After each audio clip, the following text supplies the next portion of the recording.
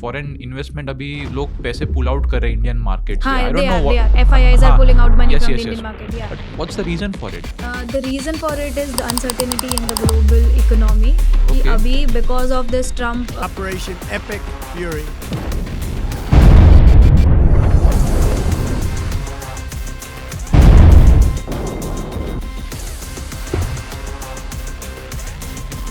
Biggest thing कि जब भी मार्केट में अनसर्टेनिटी आती है ना एक ग्लोबल लेवल पे, so the gold price rises. जैसे गोल्ड बढ़ रहा है तो थोड़ा स्टॉक मार्केट डाउन ही होगा. वो एक पैटर्न मैंने भी रिकॉग्नाइज किया है. They have an inverse relationship. Government का डेटा 90% समथिंग ट्रेडर्स पैसे गंवाते ही है.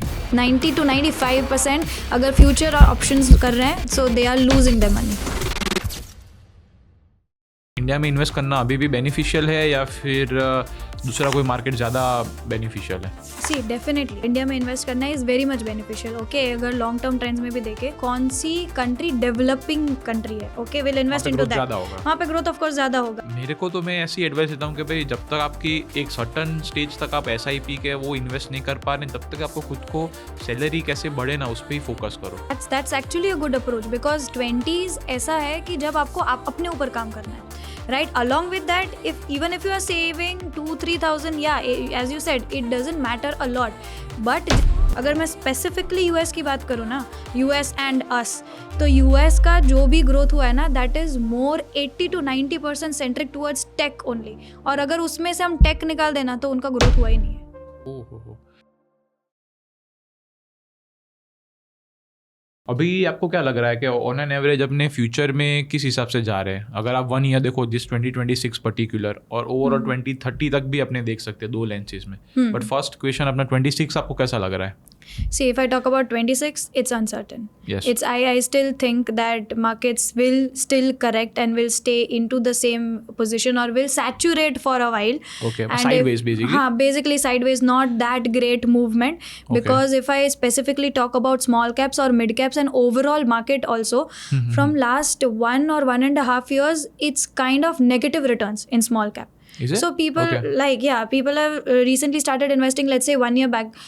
Even my investors, so they are complaining, oh, we have invested into small cap, you told us that small cap is the best product or small cap is the one where you take high risk high returns and you'll get 2-3 years पहले की बात अलग है और अभी आप बोल रहे हो वो बात सही है. हाँ, yeah. So what they have experienced कि भाई we are getting negative returns, we have invested 50,000 rupees, now that 50,000 has become 45,000, so why this is happening? But this is just for a shorter period of time if you look out on a global outlook.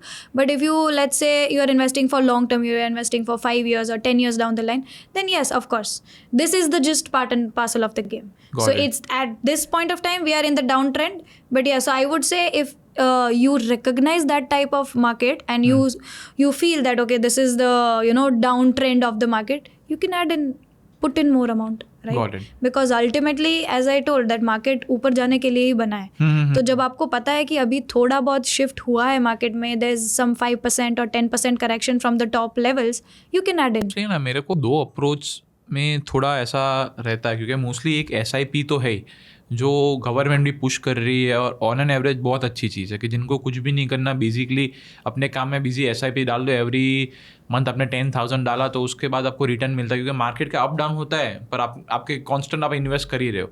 और दूसरी approach ऐसी होती है कि आप cash पे थोड़ा रहो. कहने का मतलब वो वॉरेन बफेट और सब बड़े बड़े इन्वेस्टर कैसे करते हैं कि वो दे सिट ऑन कैश और उसके बाद जैसे उनको मोमेंट लगा कि भाई बराबर सपोज ये कंपनी है एक्स कंपनी तो उस पर इन्वेस्ट करना है तो they put all money in. So एक ऐसा भी अप्रोच रहता है ना. So what do you recommend, which one is better for a common man? Okay, if a common man wants to follow this approach, तो उसके लिए I have a perfect fund category. Okay. Mutual fund में एक fund category बोलते हैं उसको value fund investing. So Okay. value fund category बोलते हैं basically. Mostly all companies have this particular category. So as you said कि Warren Buffett कैसा करते हैं कि value investing अप्रोच करते हैं तो फॉर देयर इन्वेस्टमेंट. तो वैल्यू इन्वेस्टिंग में क्या होता है कि you invest into a particular company जो अभी तुम्हें लग रहा है फंडामेंटली गुड है, it's doing very good, like उनके प्रॉफिट्स मार्जिन अच्छे है, उनका डे टू डे बिजनेस अच्छा है and everything, but technically and the price point of view से अभी वो इतना अच्छा परफॉर्म नहीं करी है. लाइक लेट्स से Nifty is trading around, Nifty 50 is trading around 25,000, okay, and some X company is trading around let's say 100 rupees, but compare to Nifty 50 index उन्होंने जितना रिटर्न्स दिया है उसके कंपैरिजन में वो कंपनी का प्राइस होना चाहिए था 150, बट बिकॉज कंपनी तो फंडामेंटली PE देखते हैं ना उसके हाँ तो, तो yes. PE देखते हैं, राइट. Got it. सो अगर वो देखें आप तो कंपनी का जो price perspective point of view से है वो अभी कम चल रहा है. हाँ. तो ये जो वैल्यू फंड कैटेगरी है वो ऐसे कंपनीज में या ऐसे स्टॉक्स में इन्वेस्ट करेगा जहाँ पे you will get this Warren Buffett style of investment.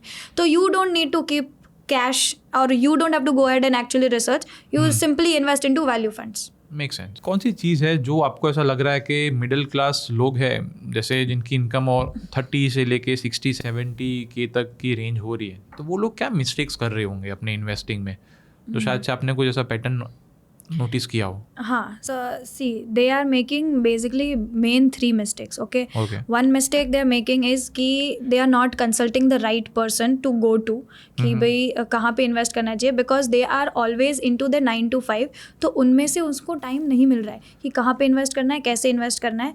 Secondly, they are not clear about their goals कि उनको कैसे, उनके गोल्स क्या हैं लाइफ में और उनको कैसे अचीव करना है. For that, they need to consult someone who is into that field. Maybe they are not consulting the right financial advisor, or maybe they are just taking advice from their friends and family कि भाई ये stock ले लो, ये mutual fund ले लो, इसने मुझे इतना returns दे दिया. Basically. Influencers you can say, yeah, influencers also you can say, because that's not, वो सिर्फ एक प्लेटफॉर्म है जहाँ से आपको एक जेनरिक इन्फॉर्मेशन मिल रही है.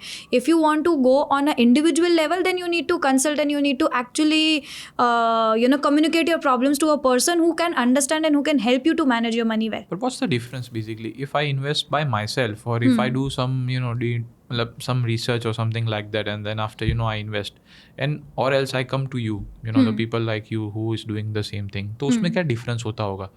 मेरी अप्रोच से मैं अपने हिसाब से करूँ तो मेरे को सपोज 15% रिटर्न मिल रहा है, और शायद से मैं कोई एक्सपर्ट के पास जाऊँ तो रिटर्न्स में कितना डिफरेंस आता होगा? सी रिटर्न्स में डिफरेंस ऐसे वी कैन नॉट जज, because it depends on you as well कि आप आपका पोर्टफोलियो कैसे बना रहे हो, ओके, एंड आपको भी कितना नॉलेज है मार्केट में एंड आपको कितना पता चल रहा है कि जैसे there are 5 financial instruments in the market, so do you have knowledge in all that 5 instruments and do you know that ये सारी चीज़ें कैसे काम करती है. आई वुड जस्ट से, मैं यहाँ पे I will give you a simple example कि अगर आपको खांसी बीमारी हुई है, so you will go to a doctor, right? You directly will not go to a pharmacist and buy the medicine. तो इट्स काइंड ऑफ दैट कि financial advisor इसीलिए है, तुम जाओ उनसे अपना प्रॉब्लम डिस्कस करो, मुझे ये सिम्टम्स है, एंड वो आपको प्रिस्क्राइब करके देखें, then you go head and buy the medicine, rather than you go head and directly Google कर लिया and then you go head and buy the medicine.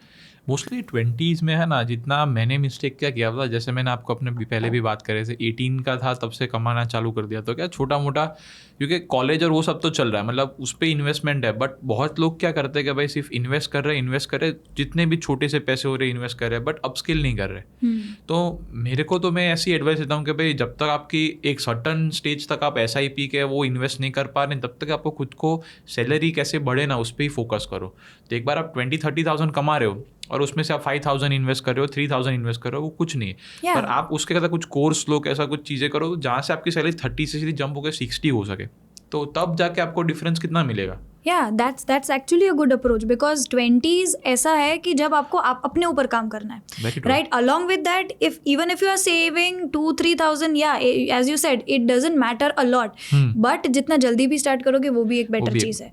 So even if you want to invest more money into your skills and more time कि भाई मेरा career ज़्यादा grow हो, उस पर ज़्यादा फोकस करो, but I would say still 10-20% invest करो उसमें से. Like if you are earning 100 rupees और 100 रुपीज़ में से यू थिंक कि भाई 50% आपका बेसिक, अगर हम नॉर्मल बजटिंग रूल की बात करें, so 50-30-20 is the budgeting rule, right? So if you are earning 100 rupees, so 50% goes towards your needs, मतलब groceries, rent and all that. 30% goes towards your want, अगर आप शॉपिंग पे जा रहे हो, you go to for movies, you go out and all that things, and 20% should go towards your investments. And अगर वो भी आपको नहीं करना है कि चलो मुझे और 10% अपने स्किल्स में लगाना है, so from that 20% you can again then go 10% you can invest in your skills, 10% again you can at least start investing, take the first step in the investing world. वो बेसिकली है ना, बहुत सारे YouTubers थे ना, वो एक latte effect कैसा कुछ शायद से आपको पता हो, तो मोस्टली व्हाट दे से इज के suppose if I spend $3 or $4 और बेसिकली यहाँ इंडियन करेंसी में if you convert ₹100 or ₹200 on a coffee every single day and if I save that kind of money and 365 so 36,500 you save in a single year अगर if you saving ₹100 and same if you're doing ₹200 then it's like 73,000 rupees 73,000 rupees something so basically ये सारी छोटी छोटी चीज़ों में भी cut down करके लोग बजटिंग और वो सारा करते ही नहीं है बिकॉज मोस्टली मैं भी कभी कभी मेरे को भी रह जाए क्योंकि इतना काम होता है फिर टाइम ही नहीं मिलता कि भाई एक्सेल शीट पे बैठो मंथली आपका एक्सपेंस डालो कि ये है अच्छा यहाँ पे मैं कर रहा हूँ यहाँ पे कट डाउन करना चाहिए ये सारी चीज़ें so people are not that aware or maybe might be they are lazy or something Yeah, but there are certain apps where Okay. you can do the budgeting. जिसमें यू पुट इन मतलब आपकी income वगैरह आप डाल सकते हो, expenses वगैरह डाल सकते हो. So every month they can give you notification kind of a thing also कि अब आपका इतना एक्सपेंस हो रहा था अभी तक, इससे आप थोड़ा ज़्यादा बढ़ रहे हो. So you can also link Splitwise type कहने का मतलब not Splitwise type but एक विल नॉट प्रमोट ब्रांड, एक लक्ष्मी पे करके एक ब्रांड है. So what happens here is कि you can connect your UPI with the Lakshmi Pay. So however you are spending, तो वो सारी स्पेंडिंग हैबिट्स आपकी ट्रैक करता है. एंड एक अलर्ट से मतलब एक लिमिट से बाहर जाता है तो they give you the alert कि भाई इस महीने your spending is going higher. So there you can spend your track your spendings and you can track your investments. So you said that basically 50% आप spend करो, 30% आप mostly shopping करो.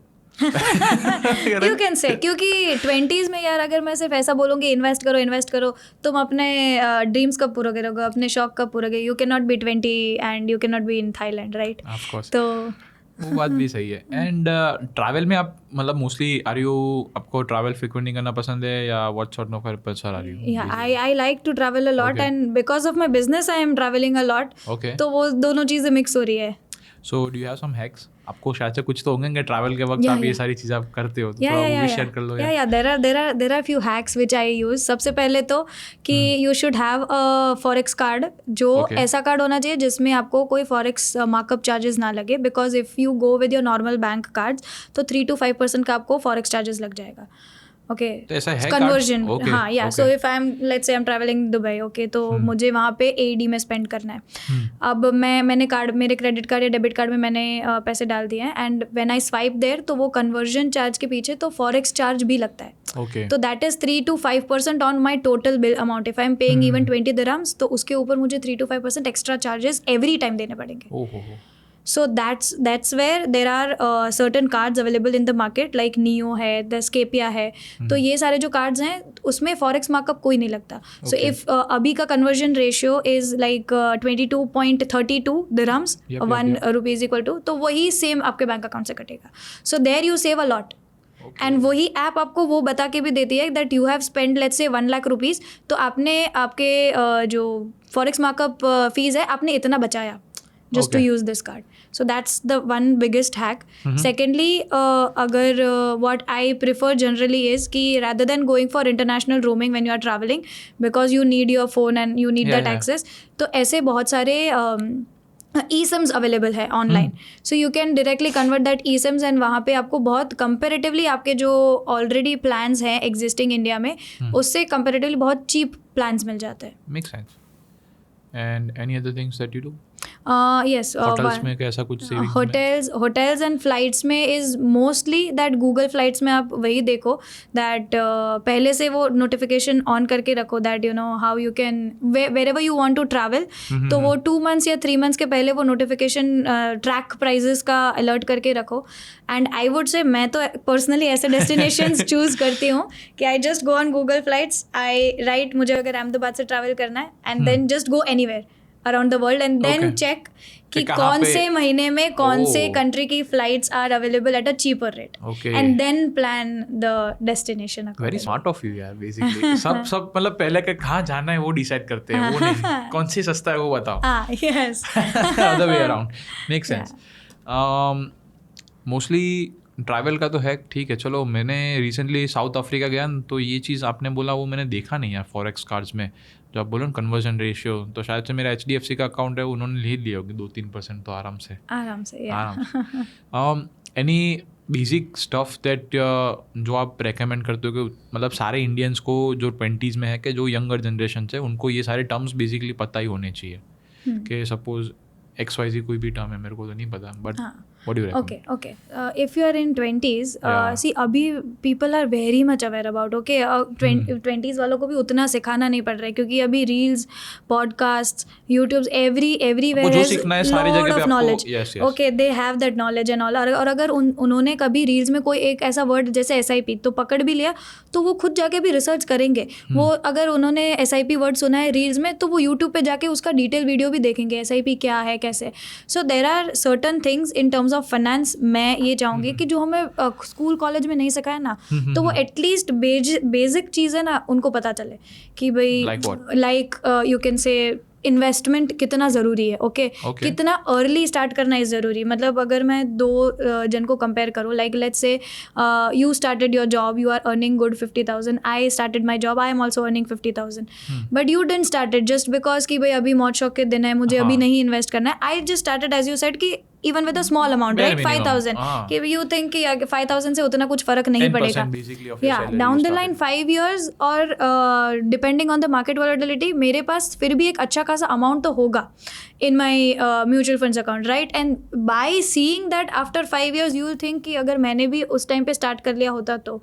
So वो चीज़ I guess mutual funds, SIPs, equities, gold ये सब चीज़ें की basic knowledge सिर्फ होनी चाहिए कि क्यों investment करना चाहिए and what is the basic difference between saving and investing. Okay. That's the main keyword I guess जो 20s को समझना चाहिए because FD में invest करना is not investment. People think FD is an investment but it's actually not an investment. जो instrument inflation के returns को beat नहीं कर रहा है दैट्स नॉट एन इन्वेस्टमेंट. वो तो बात बहुत सही बोली आपने बिकॉज मोस्टली है ना वो पेरेंट्स को समझाना यार इतना मुश्किल है ना कि भाई मतलब मैंने तो हाथ मेरे खड़े कर दिए क्योंकि मम्मी को समझाना कि भाई मम्मी 6% है PPF में कुछ नहीं है 6-7% में कुछ नहीं इतना इन्फ्लेशन है सेविंग हो रही है ना तो क्या चलेगा ठीक है चलो कोई बात नहीं काट देना घर जाना है. बट मोस्टली आप देखना देखिए जितने भी पेरेंट्स होंगे और वो जनरेशन वाले लोग होते हैं वो PPF में FD में वहाँ पे वो लोग पता नहीं ज़्यादा सिक्योर फील करते हैं कि भाई ठीक है वहाँ पे रख दिया पर उनको वो भी नहीं पता 6% तो इन्फ्लेशन है मतलब इतना तो फिर आपको एटलीस्ट 12% 15% आप कमा रहे हो तब जाके 10% का ग्रोथ आपको दिखेगा.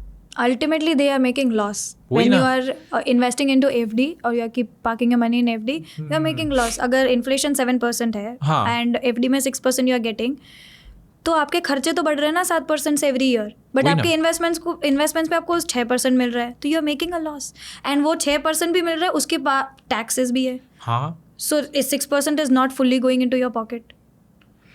तो मतलब तो कुछ बन ही नहीं रहे यार पैसे तो फिर कोई मतलब ही नहीं है सच में. But now I guess even our parents generation वो थोड़ा बहुत समझने लगे कि भाई म्यूचुअल फंड्स में हमारे आसपास के लोग पैसा बना रहे हैं लोग SIP कर रहे हैं थोड़ा बहुत they are because what I deal generally with age group तो मेरा age group generally is 25 to 35 but कभी कभी I have those set of clients also जो 40s 50s में है and they are as you said कि हमारे parents जैसे they are more keen towards safe investments they want to go with EPF or PPF or FDs or post office schemes or senior citizen saving schemes but तो how do I convince them is एक बार you just try and don't go with 100% equity mutual funds. So mutual funds में ना there are many different categories as I told you. Okay. So mutual fund में there is one more interesting category which is known as hybrid category. So which is a combination of equity and debt as an asset class. So equity is where your money will be invested into stock market and debt is where your money will be invested into fixed income instruments like FDs or PPF, right? Now this product is a combination of both asset class. Okay. And this is best for the the age group 40s 50s जिनको उतना ज़्यादा risk नहीं लेना है और FDs में 6-7% में वो खुश भी नहीं है एक पॉइंट पे उनको भी पता है कि लोगों को रिटर्न्स मिल रहा है but just because of their safety net they are not exploring this option. तो यहाँ पे people can easily generate 9 to 11% returns. तो एक सेफ्टी नेट भी मिल गई आपका रिस्क भी मॉडरेट हो गया and you are getting very stable returns and liquidity भी आपके पास within 3 to 4 working days the amount is back in your bank account. And इसमें द मेन थिंग इज़ कि जो इक्विटी एंड डेट का जो asset class the percentage allocation है वो फंड मैनेजर मार्केट के हिसाब से चेंज करता रहता है. Okay. So like let's say if in current scenario he feels that this is the good opportunity to invest into to market in equity market, तो वो अभी उसका percentage बढ़ा के he can make it to maybe 60-70% and he can then park rest money as you said कि हम कुछ पैसा liquid रख सकते हैं just to wait and watch that how the market is working. So this hybrid category works on the same model कि वो कभी कभी cash पे भी बैठते हैं जब उनको कुछ समझ में नहीं आ रहा है इक्विटी में क्या हो रहा है, डेट में क्या हो रहा है, they just sitting on cash. Observing देख रहे हैं कुछ अच्छी डील मिल गई नहीं मिल गई, वो सारी चीज़ें, वो बात सही है. मोस्टली SIP से लोग, मतलब मैं ऐसा नहीं सोचता कि भाई अमीर बन पाएंगे, बट कहने का मतलब आपके लिए कितने SIP, मतलब कितना amount, suppose if you want to retire now, so what kind of money will you be requiring? Okay, that again Depends will on depends what- on it's the very subjective, person. I know, but yeah. Depends on person as well. But आप ये एक चीज़ कर सकते हो that whatever your annual income is, उसका maximum आपको 25x to 30x चाहिए होगा. सो लोन्स में भी आप ऐसा रेकमेंड करते हो कि सपोज कि आप आइडेंटिफाई करो कि कौन सी लोन आपको चाहिए. सपोज घर सबके पास होता है तो घर की एक लोन तो फिक्स है, गाड़ी की भी एक लोन सबकी फिक्स है, और पता नहीं स्टूडेंट एजुकेशन लोन वो भी सब्जेक्टिव है और मोस्टली सब लेते होंगे, तो वो सारी लोन्स है. तो उसमें से अपने ऐसा कर सकते हैं ना कि भाई आप देखो कि मेरे को हाउस लोन सबसे कम EMI पे मिल रही है, तो वो मैं जितनी होगी उससे सबसे ज़्यादा मैं वो लूँगा. Yes, और जितने फंड है वो सारा फिर अलोकेट करूंगा दूसरे में, जिसमें EMI ज़्यादा है तो मैं फटाफट ख़त्म कर दूंगा, जिसमें ऐसा हो रहा है. ये भी एक अप्रोच है ना. Correct. Yeah. And also, when you are taking a loan, even if you are in your late 20s or 30s, make sure कि आपका जितना भी लोन का EMI जा रहा है, that's not more than 30 to 40% of your income, because then एक point पे you will be like drowning into financial debt. Because I feel very sorry for people who are living in Mumbai, Delhi and stuff, because सच में वहाँ पे आप rent देखो, वहाँ पे आप देखो, उससे अच्छा बेटर ऑप्शन है, you'll get some house in Australia और यूरोप में कहीं पे ले लो यार, वहाँ पे भी True. Even the same thing is for Bangalore, Gurgaon people. So average आप हाउसिंग का देख सकते हो क्या, on an average city wise क्या चल रहा है? Feel very lucky that we are in Ahmedabad first of all, because Ahmedabad का भी market is going crazy now, but still you know compared as to other compared to cities, Mumbai and stuff, यहाँ पे piece of mind भी अच्छा है, rents और वो सारी चीज़ भी कम है, ट्रैफिक भी कम है एज कम्पेयर टू, थोड़ी पॉल्यूशन है but as compare to Delhi और वो, मतलब on an average it's a good city to live in. yeah, definitely. Modi backed,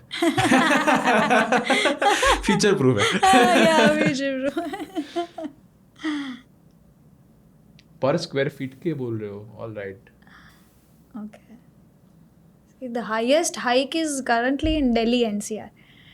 And Bangalore वाले का भी, because I have more set of people connected from Bangalore and Hyderabad, so they are always complaining about this thing कि भाई हमारा EMI में बहुत ज़्यादा पैसा जा रहा है, and people are not understanding that thing, and now people wants बस बहुत जल्दी चाहिए सब चीज़ें लाइफ में. मतलब even if I am in my late 20s, मुझे गाड़ी भी चाहिए, मुझे घर भी चाहिए, मुझे दूसरे सारे ट्रैवल भी करना है, मुझे आई वॉन्ट एवरीथिंग, दुनिया घूमना है, सब करना है, सब करना है. या so we can not practically manage in 1 lakh salary and living in Bangalore and having our own house and having a car. Everything can not be manage practically. आप सैलरी वाइज देख सकते हो कि मुंबई, दिल्ली और वहाँ पे कितना है, तो अपने को आइडिया है कि भाई सपोज अब रीलोकेट कर जाओ ना फिर तो यार. That's what the best thing which I recommend. Ahmedabad और ऐसी भी जहाँ पे आपको सारी चीज़ मिल रही है, ऐसा नहीं कि आपको शॉपिंग में भी अच्छी ब्रांड्स भी मिल रही है, कैफेज और रेस्टोरेंट्स भी अच्छे हैं, कहने का मतलब तो आप वैसे सेटल इन हो जाओ ना फ्यूचर प्रूफ करके, कोई दिक्कत ही नहीं है.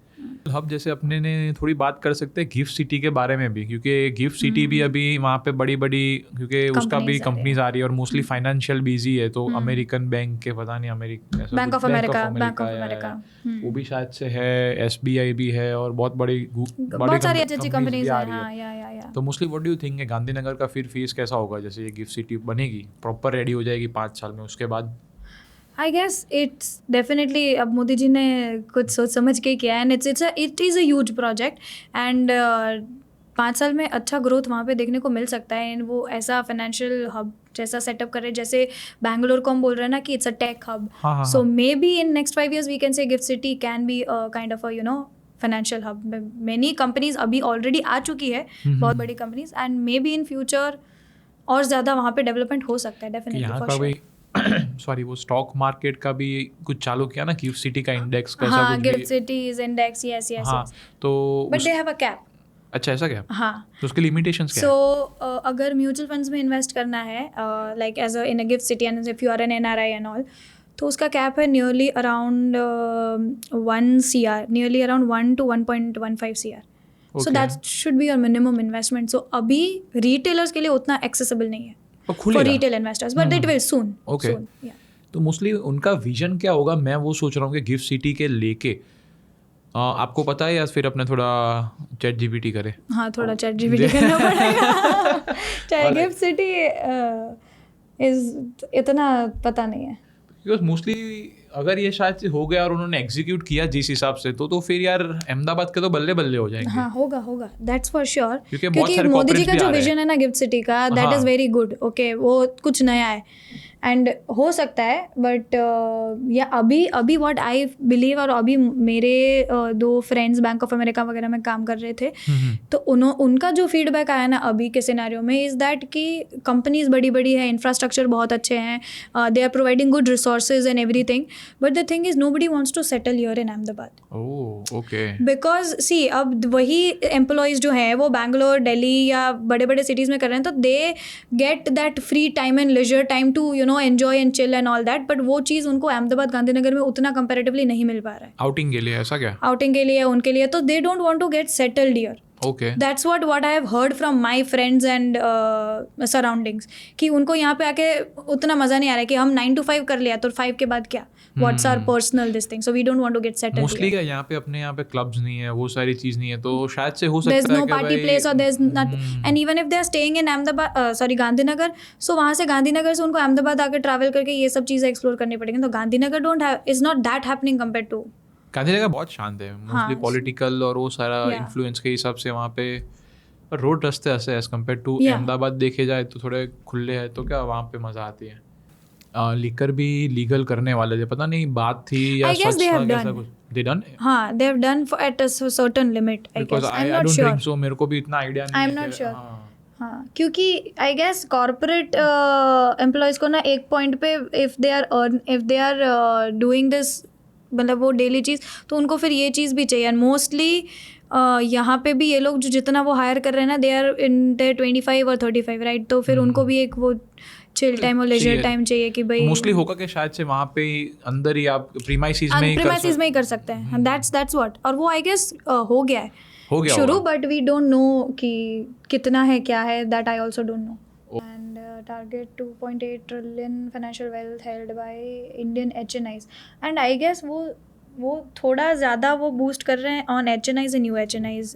Okay. What I feel is GIFT City में रिटेलर्स के लिए उतना ज़्यादा अभी के लिए तो नहीं है. एंड बराबर. Even looking at their vision also I think कि HNI और UHNI के लिए वो ज़्यादा बेनिफिट रहेगा, because what pattern I have seen in HNI and UHNI compare to retailers. So I have worked with both of them, Okay. Right. अगर business करना है, बिजनेस बड़ा करना है, स्केल करना है, you need retailers. Yeah. But if you want kind of a premium this thing, जैसे brands में देखते हैं, अब प्रीमियम ब्रांड्स को नहीं फ़र्क पड़ रहा है, ओके कि मिडिल क्लास आके मेरे पास से शॉप कर रहा है नहीं कर रहा है, वो उनको एक प्रीमियमनेस ही चाहिए और उनको वहीं पे रहना है. So that's the difference, basic difference between retailers and HNI UHNIs.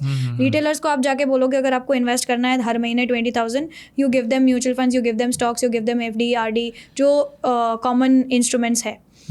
अब when you go to HNI UHNI, वो बोलेगा म्यूचुअल फंड्स हम कर रहे हैं, SIPs हम कर रहे हैं, हम बाकी सब कर रहे हैं, हमें कुछ नया लाके दो मार्केट में. कुछ interesting अगर हमें project रियल दो. एस्टेट में भी करना है इन्वेस्ट, तो हम डायरेक्टली रियल एस्टेट में तो कर ही सकते हैं, but you give us something which is new in the market. तो अब इसमें क्या होगा कि वो बोलेंगे अभी मार्केट में है digital, if you have heard about REITs, REITs, Yes. Real estate investment trust. Yeah. तो अब यही सेम चीज़ आप HNI को जाके बोलोगे, okay there is something called REITs, तो उनको वो इंट्रीगिंग लगेगा. Ultimately your money is getting invested into real estate only, right.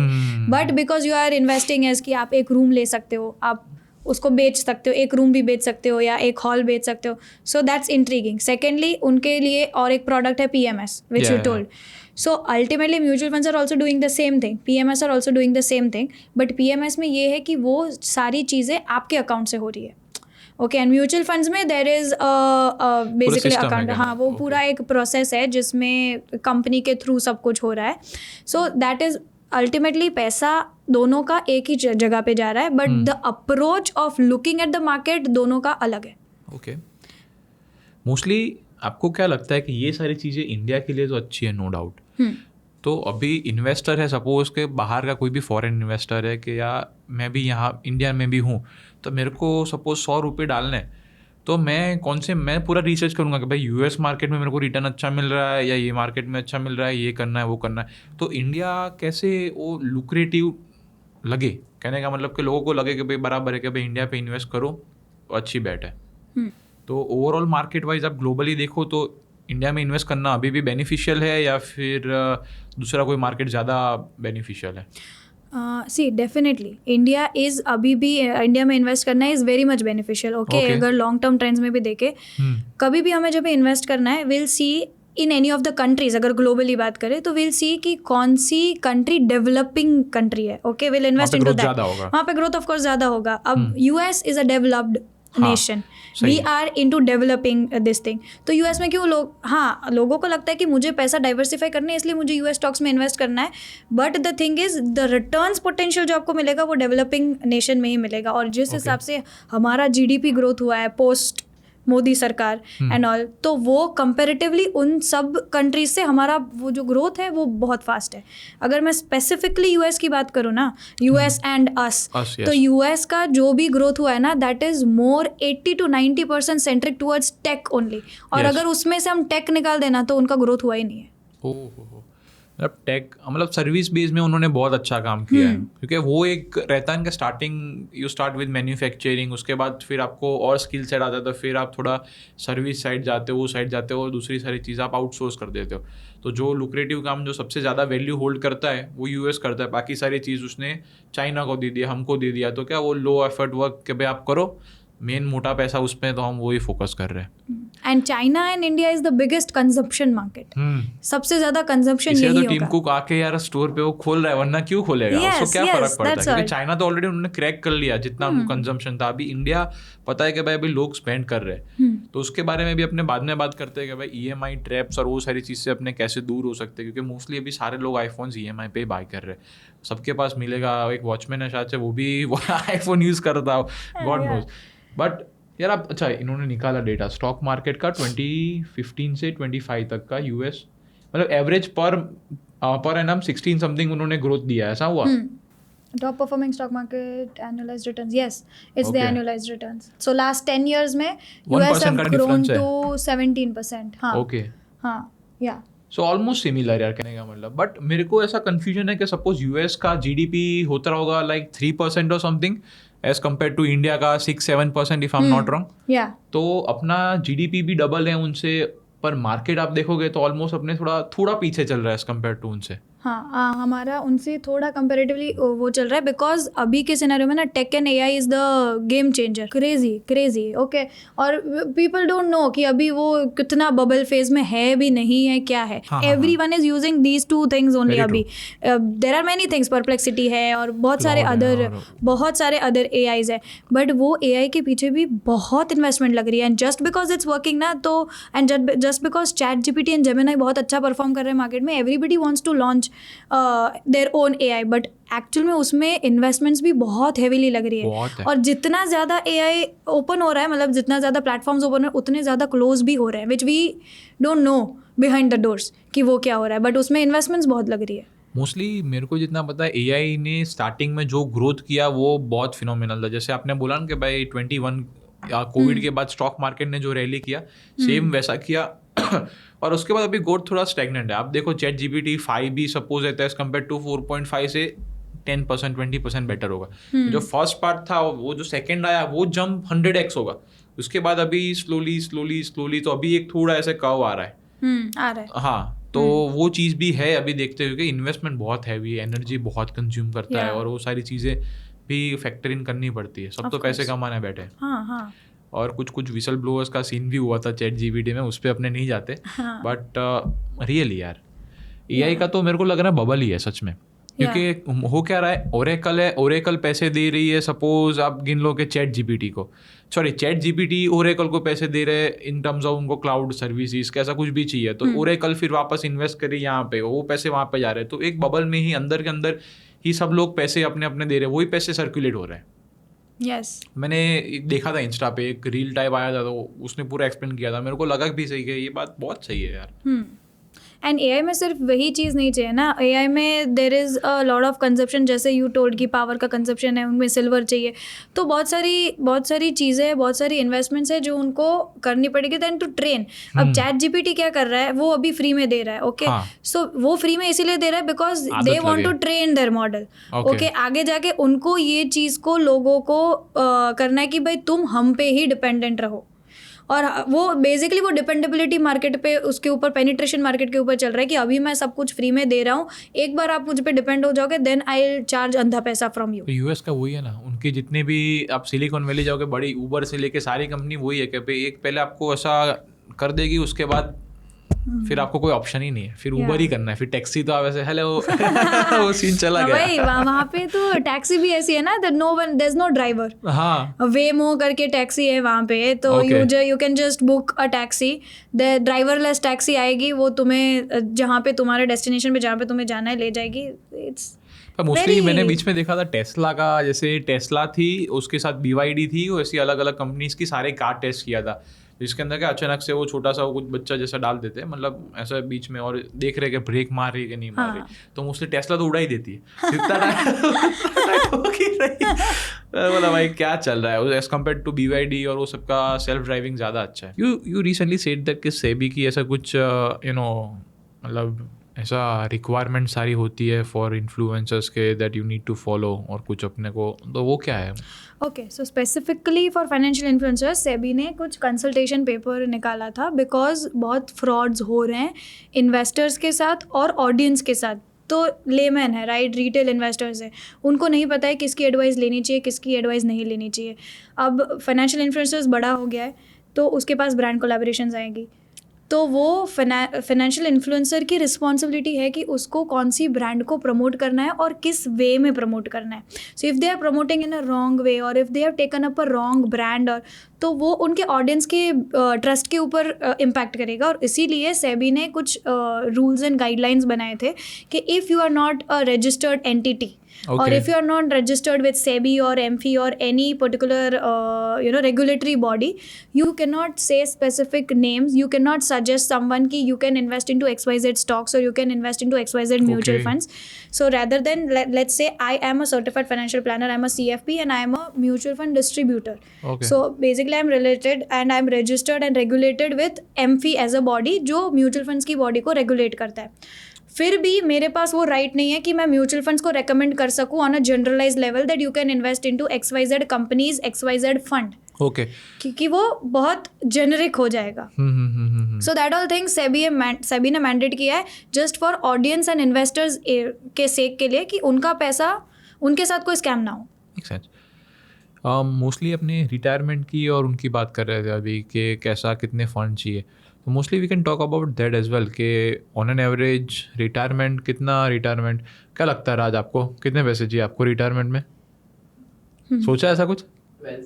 12 CR, mostly 10-12 CR, 10-12 CR, For better life, I feel like 12 CR is enough. 12 CR is enough, okay. I so mostly bro 12 CR, सो 10% भी आप return make कर रहे हो, so on an average 1.2 CR per year आपका इतना होगा, तो फिर खर्चा भी ना होए, फिर 10 लाख जितना तो यार आप खर्चा भी नहीं करोगे महीने में। But still it's a realistic number, ऐसा नहीं 100-200 बोल दिया कि मतलब हाँ 10-12 CR is very doable. Yeah, I've read somewhere. 12 CR is a good amount of living good life. आपका? अभी see if I specifically talk about कि इनकम एक्सपेंसेस लाइफस्टाइल वगैरह को देख के करें ना, nearly 12-15 crore you need, that's the bare minimum. So average Indian को उतना टारगेट रखना ही चाहिए कि 10 से तो ज़्यादा ही, मतलब 15 CR आप ले लो कि भाई एंड गोल होना चाहिए कि उतना। If you want to cope up with the same lifestyle which you are living now, and if you want to maintain that same standard of living, then yes. And mostly जो लोग अभी देख रहे होंगे अपने व्यूअर्स हों शायद से, so they might be from middle class family as well, so they are doing like 50K salary right now, but they aspire to be someone like top 1% or something. They want to have that kind of bags and something that we have or we aspire to as well at some point of time. तो 10 CR is very doable, but as an investing wise आपका calculator एक बार खोल के देख लेते हैं कि वहाँ तक रिटायरमेंट में पहुँचने के लिए कितने पैसे चाहिए रहेंगे monthly. Definitely. We can pull it up on our screen as well. So Shweta has 20 years for Okay. retirement, okay, and Yeah. that 1 lakh expenses which she is spending today, that will become 3,52,000. Got it. मतलब उतना amount उसको चाहिए होगा post retirement. And once she retires तो ये जो 3.5 लाख उसको हर महीने चाहिए होंगे, उसके लिए उसके पास कॉर्पस होना चाहिए nearly around 4 crores. Okay, Okay. 4.2 crores. To be precise. To be precise, yeah. And to achieve that 4.2 crores corpus, उसको अभी SIP स्टार्ट करनी पड़ेगी 28,000 की, या फिर ईयरली इन्वेस्टमेंट करना पड़ेगा of around 4,12,000. Gotcha. For like 20 years, so mostly she will be investing around like 20 years अपने बोला ना, Yeah. तो 10 साल का तो हो गया 40 लाख, और 80 समथिंग उसने इन्वेस्ट किया और उसको मिला 4 point समथिंग. वेरी गुड ना, मतलब 4x रिटर्न उन्होंने 20, मतलब every 5 years you are doubling the money basically. Yeah, that's all. And let's say एक और वेबसाइट ओपन करो ना, SWP calculator, just type SWP calculator. हाँ नहीं वो फर्स्ट नहीं, क्लियर टैक्स वाला, फोर्थ वाला. Fourth one. ओके. ग्रो के साथ क्या दुश्मनी है आपकी? वो थोड़ा कॉम्पिटिटर है. You got जिसकी ग्रो नहीं खोलना है. Because I have account in Grow, so basically क्यों? अच्छा, you worked in Grow? No, I have my account in अच्छा, okay. तो grow में there are direct mutual funds and direct plans and all, so there's no middleman or anything. You directly go ahead and invest directly खुद से. And हमारे platform पे we are there to guide and all. Okay. हमारा platform similar, very interface and all very similar. Okay. We have the same setup like apps and website and Gujarat all. में angel ज़्यादा चलता है ना, मतलब उनका नाम था एज कम्पेयर टू, अभी तो ये सारे बेंगलोर स्टार्टअप्स है, बट अहमदाबाद में एंजल वन का नाम बहुत सुना है. गुजरात ओवरऑल में मैंने बहुत सुना है. हाँ. और ट्रेडबुल भी यहाँ पे है शायद से, आपको पता हो तो. या आई नो. अब यहाँ पे लेट्स से हम पोस्ट रिटायरमेंट कैलकुलेट करते हैं. हमारे पास 4 करोड़ का कॉर्पस आ गया. Yep. ओके, हमने 28,000 SIP करी for 20 years of time frame, और हमारे पास 4 करोड़ का कॉर्पस हो गया. Okay. अब let's say we are investing, यहाँ पे you can write total investment 4.2 crores. Okay. Will withdraw nearly around 3.2 lakhs a month. उतना ही आया ना उसका. हाँ, ओके. एंड एक्सपेक्टेड रिटर्न्स में हम डालेंगे 10%. सो And उनका बन नीचे- गया, उसके बाद की बात कर रहे हो हाँ, आप? उसके बाद की बात कर रही हूँ मैं. यहाँ पे you can add 10. So now Shweta is at her age 45. 45. उसके पास पूरी रिटायरमेंट कॉर्पस आ गया 4.2 crores, जो 28,000 के SIP उसने शुरू करी. Now we 42,000 को she'll have to either 2 options. Either she can invest into hybrid mutual funds जहाँ पे moderate returns मिलेगा around 10-11% CAGR, और either she can keep it into the 100% equity funds जहाँ पे उसको already 14-15% returns मिल रहा है. Okay. Okay. So 2 options, whether she wants to go aggressive or whether she wants to go just safe. go conservative and safe. Got it. और उसमें से because उनका जो खर्चा था जो हमने इन्फ्लेट किया था at 45 age, 3.2 lakhs per month will withdraw as per की गिवन कि उस टाइम पे वो काम कुछ नहीं कर रही है और इसी में से उसको इनकम मिल रही है, और हमारा एक्सपेक्टेड रिटर्न है 10%. तो post 10 years, even post this withdrawal of 3.2 lakhs per month, उसका कॉर्पस होगा 4.57 crores.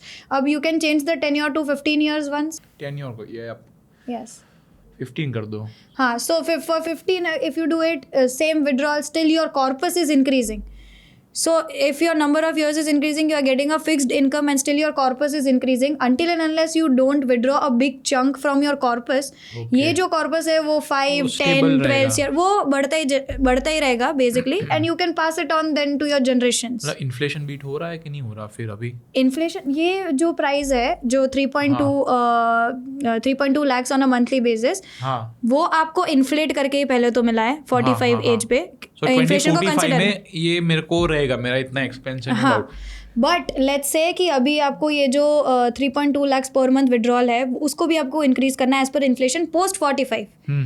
बिकॉज तो I will that B living also- around 70 और समथिंग ना, तो वो भी मेरे को देखना है Of 70 course. तक कितना हो रहा है. तो that also you can increase. तो SWP भी आप on a yearly basis increase कर सकते हैं by 5 to 7% Okay. Given inflation, and still your corpus would be increasing and you will get a fixed income out of it. Makes sense. So mostly I'll be still recommending that 15% के वो थोड़ा aggressive strategy रखो after 45 as well, because 5-6% inflation के calculate करके उसके बाद 10% अपने को मिलेगा on an average. हाँ, तो yeah. that will be much better. So like the Yeah. Idea behind the whole thing is कि एक 28,000 की SIP आपको आपके सारे गोल्स अचीव करवा सकती है. बट आइडियली बहुत सही चीज़ है. 28,000 अपने को लगता है कि भाई मेरे को इतने पैसे चाहिए रिटायरमेंट में, बट एक्चुअली सिर्फ 28,000 मंथली ही चाहिए. या और अभी के हिसाब से जब 2 जन काम कर रहे हो, सिर्फ हस्बैंड वाइफ दोनों काम कर रहे हैं, suppose say it's very manageable यार. Yeah. है ना. That's what. So the numbers are realistic. हाँ नहीं, ये अपने ने एक्सरसाइज किया वो ज़्यादा अच्छा रहा, तो क्या लोगों को पता चलेगा कि भाई क्या है क्या नहीं. So anything else that also you do, basically car loans या फिर रिटायरमेंट का या ऐसा कुछ आपके We पास can और? take example of SIP. My fund SIP में we can take example of SIP calculator. Car loans में ना द थिंग इज कि You- ऐसा कैलकुलेटर नहीं आएगा. अच्छा ओके. तो उसका कुछ है क्या बेसिकली कार लोन्स तो सबको मतलब 10-12 लाख की गाड़ी तो अभी सब अफोर्ड करते हैं, सब ले रहे हैं कहने का मतलब. तो कार लोन का क्या हैक है, not about the investment one. Car loan का हैक ये है कि you have to follow a simple rule, 24-10 rule. 24-10 rule, have you heard about that? बहुत No. सारे रूल्स आ रहे हैं मार्केट में यार. लोग हर एक इन्फ्लुएंसर नया रूल बता रहा है मेरे को, तो फिर कैसे पता चलेगा. Okay. Sorry. Yeah. So 24-10 rule is कि 20% you need to have down payment. मतलब if you 20%. want to buy a car 10 of lakh car, 10 then I lakhs, need 2 lakh rupees. on your hand. Okay. Yeah. 20% आपका down payment में चला गया. Oh, this one. Okay. हाँ या 4 is the years, like उतना ही आपको loan का Loan tenure का होना tenure, चाहिए, okay. उससे ज़्यादा नहीं होना चाहिए. बिकॉज कार लोन इज ऐसा है कि car as an asset is a depreciating asset. Very तो true. उसको उतना लंबा नहीं रखना चाहिए compare to home is an appreciating asset. उसकी प्राइस भी बढ़ने वाली है, बट कार की प्राइस बढ़ने नहीं वाली है. So we 4 to 5 years maximum. And 10% of your gross monthly income. 10% means कि अगर आप 100 रुपीज़ कमा रहे हो तो आपका कार लोन EMI में 10% ही जाना चाहिए. Okay, आपका okay. ओवरऑल EMI का, नॉट मोर देन दैट. तो राजा आप कैलकुलेट करो ना, मेरे को अभी किया सेल्टोस लेनी है, सपोज 10 लाख की है, पता नहीं 10 लाख में आती कि नहीं आती. but नहीं 10 लाख में नहीं नहीं आती. आएगी. तो 10 लाख की मेरे को 5 लेनी है, गिन लो ना यार. हाँ. I'm a Tata fan, so I also have a Tata car. is it? मेरे Yeah. पास है नहीं Next यार, one. बहुत Yeah. मजा आती. So 10 लाख की कार ले रहे हैं एंड अभी कार का आप बोलो 2 lakhs, तो आप सपोज डाउन पेमेंट ऑलरेडी दे तो रहे हो, चलो 8 तो 8 कर lakhs. देते 8 lakhs. लोन अमाउंट आप. हाँ. और इंटरेस्ट रेट मोस्टली 8%, 9%. 8 to 9. हाँ 8 to 9 तो चल रहा है. सेफर market साइड में. के लिए 9 ले लो यार. हाँ तो क्या- 9 ले लो. हाँ, 9 हाँ 5 साल रखते हैं अपने. 5 साल रखते हैं. आपका EMI आएगा around 16,600. Okay. Principal your is 8 and total interest you will be paying is 1.96 lakhs. तो टोटल आप 10 लाख ही भर रहे हैं ओके. नियरली. 12 लाख पे आपको पड़ रही है गाड़ी 5 साल के बाद मोस्टली. हाँ मेक या सेंस. तो 16,000 का अपना EMI निकला, मोटा मोटा 17,000 अपने गिन लेते हैं. एंड यू सेड के कितना परसेंट होना चाहिए मंथली? 10%. तो ये जो 16,000 है तो आपका 10% ही होना एक चाहिए. जीरो ऐड करना पड़ेगा मोस्टली. हाँ. तो उतनी आपकी सैलरी होनी सैलरी चाहिए. होनी चाहिए.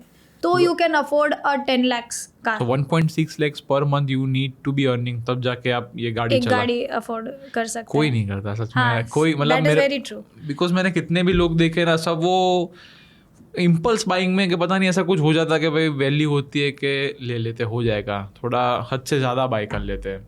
बट गुजराती में एक ये माइंडसेट होगा. हाँ. इफ फैमिलीज में सबसे पहले से सिखाते हैं हाँ. अगर 10 मर्सिडीज की आपकी वो है कि हाँ, you are capable capable of of buying, buying 10. एक ही लो. एक ही लो. और मर्सिडीज भी मतलब होंडा सिटी लो Honda तब. City. गुजरातियों में तो ऐसा बहुत होता है यार कि अपने को So- गाड़ी दे के आप कभी जज ही नहीं कर सकते. और दिल्ली में ऐसा है. Yeah. दिल्ली में क्या वो थोड़े वो लोग वहाँ पे दिखाते हैं कि भाई बड़ा है. Sure, हाँ. हाँ. और अपने गुजराती बंदा आएगा, वो छोटी सी मारुति भी लेके आएगा, सुजुकी, तो भी किसी को पता नहीं था करोड़ों रुपए गाड़ी में होंगे. हाँ दैट्स व्हाट.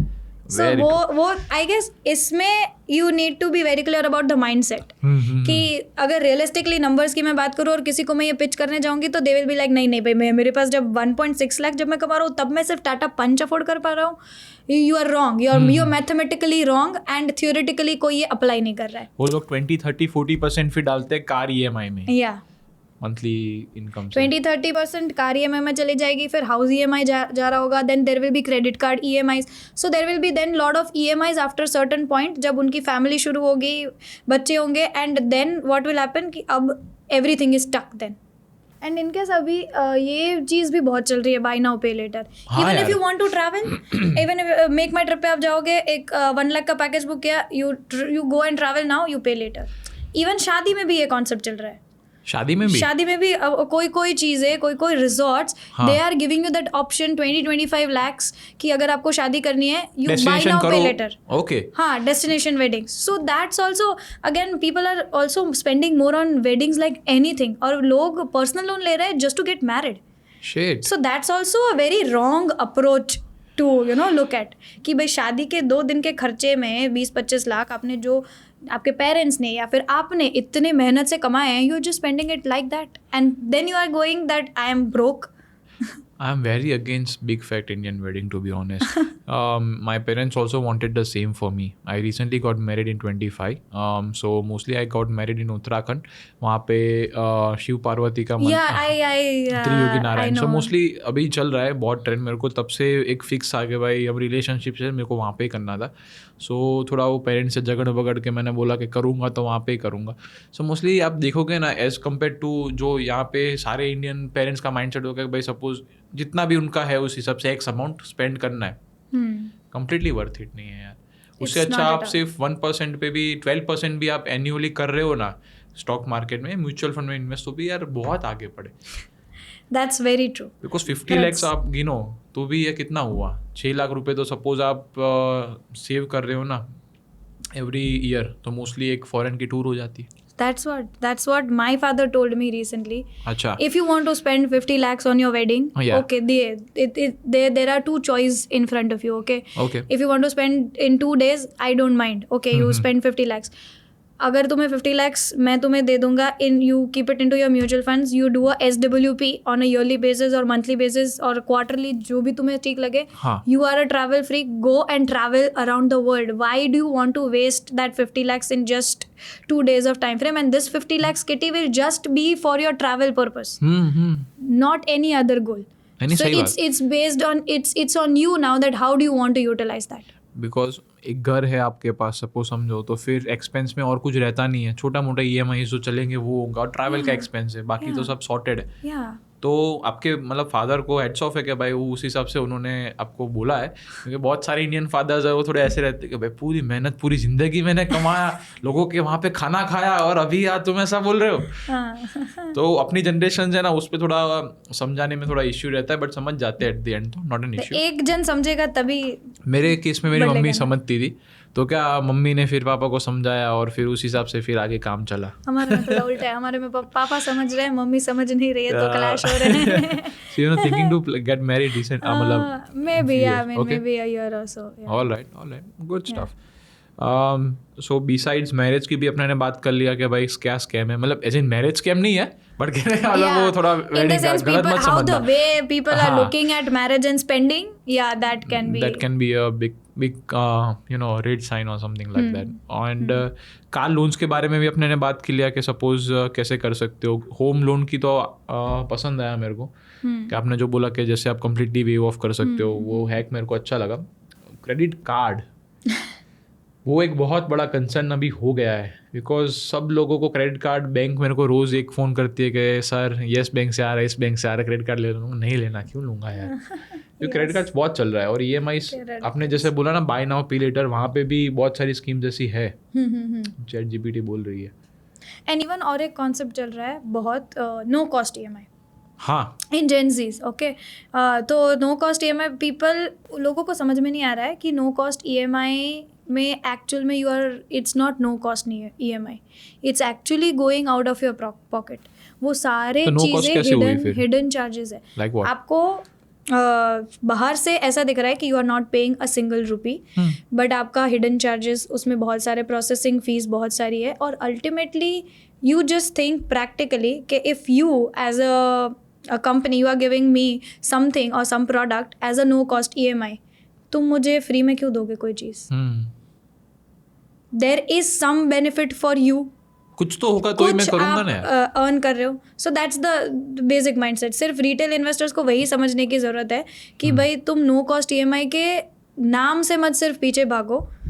एक्चुअली जब आप उसकी पूरी कॉस्टिंग करने जाओगे, हिडन चार्जेस देखोगे, आप प्रोसेसिंग फीस देखोगे, it's a way lot. And even if you skip one EMI, उसका जो पेनल्टी चार्जेस है that's around 30 to 40%। So that's like very high and people, वो लोग नहीं समझ रहे हैं। Same thing applies in credit card. You will not believe, मेरे पास कोई क्रेडिट कार्ड नहीं है। I have 0 credit cards. I don't use credit cards. Really? या I only have debit cards. Okay, a smart way. Mostly what I do is I use credit cards, but वो auto पे वाला system active कर देता हूँ कि minimum payment नहीं, जितना फुल होता है ले लो, जितना टाइम में, मतलब 30 days 45 days वॉट एवर, वो ऑटोमेटिक कट जाते हैं। तो वो मेरे को ज़्यादा अच्छा लगता है कि भाई 30 days मेरे को पैसे है तो ही मैं स्पेंड कर रहा हूँ, बट 30 days बाद तो वो मेरे को सिर्फ ऐसा थोड़ा लगता है कि भाई I am little bit more smarter. तो उस हिसाब से मैं करता हूँ, rather than I completely believe कि वो सारी चीज़ आप करते हो तो जितना आप 2 लाख की लिमिट होगी तो आप एक पॉइंट पे करोगे क्रेडिट कार्ड है ना यार, चलो ना थोड़ा स्वाइप कर लेता हूँ, तो वो डिसिप्लिन के लिए very true. That's a good approach. What my father told me is कि जब व्हेन आई टोल्ड कि भाई credit card is good for credit score building और उसके यूटिलाइजेशन अगर हम अच्छे से करेंगे then credit card is a very good thing. उसमें कैशबैक्स मिल रहे हैं, उसमें आपको बहुत सारे डिस्काउंट्स मिल रहे हैं, ऑफर्स मिल रहे हैं, but only and only if you are using it mindfully. Okay, but so I tried to convince my father about the credit card this thing. He told तुम्हारे पास पैसे हैं तो तुम वही पैसे को स्पेंड करो। Why do you want to get a credit card? You go, तो तुम्हारे पास डेबिट कार्ड में पैसे है ना, तो क्या फर्क पड़ता है, ये कार्ड से करो, ये कार्ड से करो, it doesn't matter. I understand that you will be disciplined and you will be paying off the bills and all, but why do you want to get into something? क्योंकि credit card में it's the same thing, once you miss one EMI और फिर उसका interest पे interest, जब आप कब वो लूप में चले जाओगे you will not get to know. 18% something interest होता है क्रेडिट कार्ड में, तो बहुत है। या सो दैट्स वेरी हाई। आप पूरा साल में कमाते नहीं हो 18% और सिर्फ, हाँ, एंड इट्स फिर उसमें क्या होता है क्रेडिट कार्ड में जनरली द थिंग इज कि आपका एक EMI मिस हुआ तो अब उसके ऊपर इंटरेस्ट के ऊपर वो चढ़ता ही रहेगा जब तक आप वो भरोगे नहीं। And I have seen lot of people in my DMs, lot of people who are coming to invest through my platform, they are always complaining about credit card this thing कि हम जब भी एक बार वो लूप में फंस गए ना, हम उससे बाहर नहीं निकल पा रहे हैं। Now bank people are harassing us और bank people are telling us that you know pay off this और पे इतना सेटलमेंट कर लो या उतना सेटलमेंट कर लो, but I guess then they are not at fault, the bank guys and all, वो अपना काम कर रहे हैं, right? It was you that you didn't spend mindfully. Very true. Sorry, what we have here, standard entry level cards. Okay, see the annual interest rate you see, it's nearly 40 to 40, that's what. So people don't realize that, and even they don't know, I guess, that this is the percentage of returns which they have to pay. क्योंकि अभी आप देखोगे ना तो Instagram पे भी ऐसा है, मतलब बहुत सारे इन्फ्लुएंसर्स है कि भाई ये कार्ड ले लो, ये कार्ड ले लो, इससे आपका ट्रैवल फ्री हो जाएगा, इसका आपका ये फ्री हो जाएगा। तो मेरे को लगता है शायद से वो लोग वो देख के भी लेते होंगे कि भाई मतलब मैं तो बैंक को बना रहा हूँ, बैंक मेरे को नहीं बना रही, बट एट द एंड तो दोनों कुछ ना कुछ चीज़ों में तो होता ही होगा, तो भी बैंक को फायदा हो रहा है, आपको भी फायदा हो रहा है। नहीं, at the end bank is only earning. वो कसिनो जैसा है ना, एज एन इन्वेस्टर और consumer are not earning. House always wins, basically वो फिक्स ही है। या house always wins, it's same in the credit card. And drug dealer never consumes. हाँ. वो दो चीजें आप याद कर लो। Yes, of course. The bootlegger never drinks. Okay, so he just sells. तो minimum amount due usually 5% of the bill and carry for. Okay, तो शायद से इसमें इश्यू होता होगा कि लोग मिनिमम अमाउंट ड्यू रखते होंगे तो क्या वो 5% पे करके जाने दो जितना वो बोलते हैं कि। और जनरली क्रेडिट कार्ड का एक और भी रूल है कि क्रेडिट कार्ड की लिमिट अगर 1 लाख है तो your utilisation ratio should be around 30 to 40%। Okay, इतना ही होता है जनरली। ये स्टैंडर्ड रूल है, but that depends on the person also कि how you are able to you know tackle that. हाँ, मैक्स। हाँ, तो ये क्रेडिट स्कोर्स का आप जो बोल रहे हो, तो उसमें मतलब आपके पापा ने आपको पूछा तो फिर उसमें सच में, क्योंकि वो लोग तो यूज़ नहीं कर रहे थे क्रेडिट कार्ड, तो भी उनकी क्रेडिट स्कोर तो अच्छा है, तो ज़रूरी थोड़ा ना कि क्रेडिट कार्ड यूज़ करके अपना स्कोर बिल्डअप कर सकते हो। No, if you don't have credit card हाँ. and if you don't have any loans, if you haven't taken any loan in future और कुछ भी, तो you don't have a credit score. नहीं वो बात तो सही है, बट मेरे पापा ने मेरे को जब तक पता तब तक उन्होंने क्रेडिट कार्ड यूज ही नहीं किया, बट तो भी उनका क्रेडिट स्कोर तो अच्छा है, मतलब Has he taken loans? Of course So loans और वो that's सारी तो चीजें उससे build होता है. तो the credit score is not solely dependent on credit card. Credit score इस पे भी डिपेंड होता है कि आपने लोन लिया है तो आप वो लोन को कितने गुड बॉय बैड बॉय हो आप, वो पता चलने के लिए. Bad boy, yes yes yes yes. So mostly क्या है, देखो मैंने अभी तक पर्सनल लोन, क्योंकि घर की लोन होती है वो भी पेरेंट्स पे होती है, कार की होती है क्योंकि उनका भी अच्छा है, तो मोस्टली क्या है वो 20s में, तो फिर अब हमारी क्रेडिट स्कोर हम कैसे बिल्ड करें, तो सिर्फ एक ही ऑप्शन क्रेडिट कार्ड से आप ले लो, या छोटी मोटी लोन जो आप ले रहे हो तो आपके हिसाब से लो, क्योंकि बड़ी लोन तो आपको फिर पेरेंट्स पे लेनी पड़ती है क्योंकि उनका क्रेडिट स्कोर आपसे भी अच्छा है. तो कोई आपके पास हैक है कि जिसके हिसाब से क्रेडिट स्कोर अपना इंक्रीज हो सके और ये सारे चीज़ों में भी अपने ना फंसाए basically? There are two ways. Okay. One is, as you said, credit card, and you need to use it mindfully. 30-40% credit utilization करो, timely bill payments करो, कोई भी EMI मतलब कोई भी payments है वो मतलब don't miss that. Okay. तो उससे धीरे धीरे आपका credit score build होगा. And second is you can take a gold loan. Gold छोटी सी गोल्ड लोन लो. अच्छा. और उसको उसके EMIs को रेगुलरली बिल्ड करो और उससे आपका क्रेडिट स्कोर बिल्ड होता है. Okay. So these are the two ways. What I personally felt, अभी मैंने जब कार ली, so I took a car on loan, okay. And the same thing happened with me. I didn't had any loans on my name पहले कभी. जो loans थी भी तो वो पापा के नाम पे थी, and my father didn't had any credit card और एनीथिंग. मेरे पास कोई क्रेडिट कार्ड नहीं है, मेरे पास कोई लोन नहीं थी. And when I approached for car loan तो उन्होंने मुझे बोला कि आपको इतना 0.75 to 1% ज़्यादा देना पड़ेगा, इंटरेस्ट देना पड़ेगा, just because you don't have a credit score. वो मैंने भी फेस किया था, इसीलिए मैं बोल रहा हूँ. फिर आप क्या वो पेरेंट्स पे लेते हो तो थोड़ा उस पे बचता है, पर एट द एंड आपका तो नहीं हो रहा, कहने का मतलब. हाँ, आपका नहीं हो रहा है. So what I did is कि अभी क्योंकि मैं जाके वो करूँगी तो मेरे पास उतना टाइम नहीं था. I took it at a higher interest rate and मैं इससे मेरा क्रेडिट स्कोर बिल्ड करूँगी with this loan. Okay. So I don't need a credit card right now. तो अभी मेरा जो कार लोन का EMI चल रहा है फॉर 5 years, तो वो 5 years में मेरा क्रेडिट स्कोर सेटल हो जाएगा. And even it started building अभी से. I think we have covered a lot of things which is very valuable to our viewers, and कुछ और अच्छा हुआ, कुछ और कमेंट आई मोस्टली कि ये कवर कर लो, ये कर लो, so we'll cover it next time. Yeah, definitely. Love talking to you, मज़ा आया, और फाइनेंस के बहुत कुछ मैंने सीखा आपसे मोस्टली, तो अच्छा रहा. आई होप कि आपको भी मज़ा आया होगा. Likewise. All right. So anyways, thank you for coming. Yeah. Thank you so much for having me. All righty. Pleasure.